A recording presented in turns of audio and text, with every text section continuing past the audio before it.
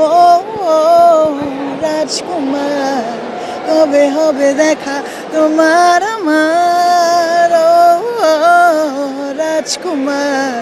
এবং আমি মনে করি আমার পৃথিবীতে কাজ শেষ যখন আমার মা মারা গেলেন গত 4 বছর আগে।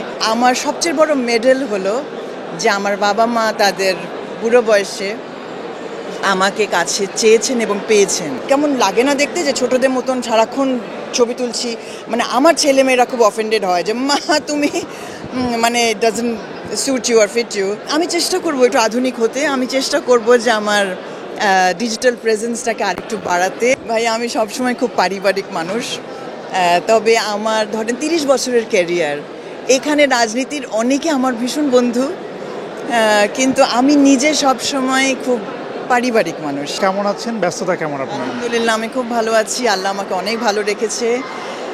আর ব্যস্ততা সবসময় যেমন বলি যে ব্যস্ত শব্দটা আসলে আমি ব্যবহার করতে চাই না। আমি কর্মের ভেতর আছি এবং আমি মনে করি যে এই জীবনটা কর্মময় হলেই বুঝি দারুণভাবে কাটা হয়। তো আমি তাই বলবো যে জীবনটা দারুণভাবে কাটছে। এখন আসলে গান থেকে তো কিছুটা মানে দূরে আছেন, হয়তো বা স্টেজ শোগুলো নিয়ে ব্যস্ত আছেন, নতুন কোনো গান আসলে সেভাবে আমরা পাচ্ছি না, আপনার দর্শকরা পাচ্ছে না। গান থেকে একটু দূরে সরে যাওয়ার কারণ কি আসলে? আসলে কি যে আমি কিন্তু সবসময় একটু বিরতি নিয়ে নিয়ে আমি গানগুলো করি। আগেকার দিনে হয়তো আপনারা ক্যাসেটের জন্য অপেক্ষা করতেন, তখন বুঝতে পারতেন না যে টেলিভিশন স্ক্রিন বা এই ব্যাপারটা। তো আমার মনে হয় যে আমি আমার মতোই আছি। যেটা হয় আসলে যে এখনকার যে ভ্লগিং বা ব্যাপারটা, যে মানুষকে অ্যাট্রাক্ট করার জন্য যে কিছু কাজ শিল্পীরা করছেন, মানে ছোট ছোট মানুষ যারা আছেন ঠিকই আছে, তারা তাদের মতন করে সুন্দর করে কাজ করছেন। তো আমার পক্ষে ওই জিনিসটা আমি মনে করি যে সমীচীন, সমীচীন শব্দটার থেকে একটু দূরে। কারণ আমিকে আমি যতটুকু চিনি তার মধ্যে থেকে আমি আমার কাজ নিয়েই আসলে আমি ব্যস্ত আছি। তো সেই জায়গায় আমি বলবো যে আমার আরেকটু বুঝি আমার ইয়াং জেনারেশনের থেকে শেখা দরকার যে how to be on the limelight, on the platform all the time. কিন্তু আমি তাও মনে করি যে আমার পক্ষে মনে হয় এই যে ভ্লগিং বা যে সব কিছু থেকে ছবি তোলা বা যে সারাক্ষণ এই ব্যাপারটা মনে হয় আমার আরেকটু আপডেটেড হতে হবে। সারাক্ষণ মোবাইল নিয়ে নাও, সেলফিজ অ্যান্ড ভিডিও, সোশ্যাল মিডিয়াতে অ্যাক্টিভ থাকাটা একটু মানে কম হচ্ছে। একটু হ্যাঁ একটু অ্যাক্টিভিটি বলতে, কিন্তু ধরেন আমরা সত্যি কথা বলতে যে গান যখন একটা, আমি অনেক কষ্ট করে আমরা গান একটি বানিয়ে একটু ভিডিও বানিয়ে দর্শক শ্রোতার সামনে দিলাম, ওইটার থেকে আমি যদি একটু একটু অন্যরকম কিছু করি তাহলে আমার মনে হয় অ্যাট্রাকটিভ হয়। স্পেসিফিকলি বলি যে আমি যখন, আমার মনে আছে আমি যখন মানে গ্রামে ছিলাম, ছোট ছিলাম, স্কুল লেভেলে পড়ি, তখন দেখতাম যে বিটিভিতে একটা সময় আপনাদের রেগুলার গান, ঈদের অনুষ্ঠান মানে হচ্ছে ব্যান্ড শো, মানে হচ্ছে মেরিনের গান, আসিফ ভাইয়ের গান, আইয়ুব বাচ্চু ভাইয়ের গান, এই গানগুলো আমরা দেখে বড় হয়েছি। সেই জায়গা থেকে যখন আমরা মানে সেই টিভির পর্দায় বা হচ্ছে অনলাইনেও একটু কম দেখি উপস্থিতিটা, আপনাদের মতো লিজেন্ডারি শিল্পীদের উপস্থিতি। আপনি যে বাংলাদেশ টেলিভিশনের কথা বলছেন, আপনি তো সারা বছর একদিন বসে থাকতেন একটি গান দেখবেন বলে। তো সেটা দেখতে গেলে কিন্তু আমরা যথেষ্টই কাজ করছি এখন। কিন্তু ওই যে কেমন লাগে না দেখতে যে ছোটদের মতন সারাক্ষণ ছবি তুলছি, মানে আমার ছেলেমেয়েরা খুব অফেন্ডেড হয় যে মা তুমি মানে ডাজন্ট স্যুট ইউ আর ফিট ইউ। তো এইটাই আর কি, যে আধুনিকতা জিনিসটা সবার জন্য প্রযোজ্য একরকমভাবে কি আসে কিনা, এটাই আমার নিজের কাছে প্রশ্ন। তো আমি চেষ্টা করব একটু আধুনিক হতে, আমি চেষ্টা করব যে আমার ডিজিটাল প্রেজেন্সটাকে আরেকটু বাড়াতে, নতুনভাবে, নতুন নতুন নতুন মানুষদের মতো করে। বাট আই নো আইল ফেল দেয়ার। একটু জানতে চাই আসলে কোনো রাজনৈতিক কোনো বিষয় কি ছিল? আমরা যে কোনো মাঝখানে শুনলাম যে হচ্ছে যে অনেক শিল্পীদের সাথে হচ্ছে রাজনৈতিক কিছু কারণ হচ্ছে তাদেরকে অনেকটা পেছনে ফেলার একটা চেষ্টা ছিল, আপনার সাথে এরকম কিছু ঘটেছে কিনা? ভাই আমি সবসময় খুব পারিবারিক মানুষ, তবে আমার ধরেন 30 বছরের ক্যারিয়ার, এখানে রাজনীতির অনেকে আমার ভীষণ বন্ধু, কিন্তু আমি নিজে সবসময় খুব পারিবারিক মানুষ।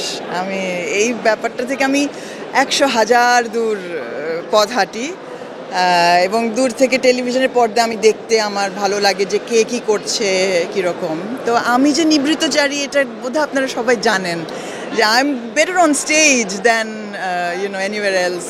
সো আপু একটু আমার ফ্যামিলি প্রসঙ্গটা যেহেতু এলো, ফ্যামিলি নিয়ে একটু জানতে চাই আসলে ফ্যামিলিতে কে কে আছে, ফ্যামিলিতে কেমন সময় কাটছে, কিভাবে সময় মেনটেন করছে, গান এবং ফ্যামিলি দুটো মেনটেন কিভাবে করছে একটু জানতে চাই। তো বাবা মা মারা গেছেন, তো এখন নিজের সংসার নিয়ে আছি, ছেলে মেয়ে বড় হয়ে গেছে, তো বলতে পারেন যে আমি এখন আবার আগের মতো কাজে আমি নামতে পারবো।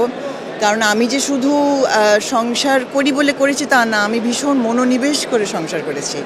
আমার বাবা মার একদম পুরোটা সময়, যে একটা সন্তান যেভাবে বাবা মার সাথে তাদের শেষ মুহূর্তে সময় দেয়, আমি বছরের পর বছর আমার বাবা মার সাথে সেরকম সময় দিয়েছি। এবং আমি মনে করি যে আমার দর্শক শ্রোতা আমার এই ব্যাপারটার সম্বন্ধে তেমন হয়তো অবগত নন, যে আমার সবচেয়ে বড় মেডেল হলো যে আমার বাবা মা তাদের বুড়ো বয়সে আমাকে কাছে চেয়েছেন এবং পেয়েছেন। এবং আমি আমার সব কাজ একদিকে ছিল, আমার বাবা মা একদিকে ছিল। সেরকমই যখন ছেলে মেয়ে ছোটো ছিল তখন আমার তাদের প্রতি একটা নিষ্ঠার জায়গা ছিল। তো আমি নিজেকে মনে করি যে আমি খুব ধন্য একজন, ধন্য বলা ঠিক হবে না, আমি নিজের কাছে আমি যতটুকু উত্তর দিতে পারি আর কি, তা আমি মনে করি যে আমি তাদের সান্নিধ্যে গর্বিত এবং সান্নিধ্য লব্ধ আমার বাবা মার।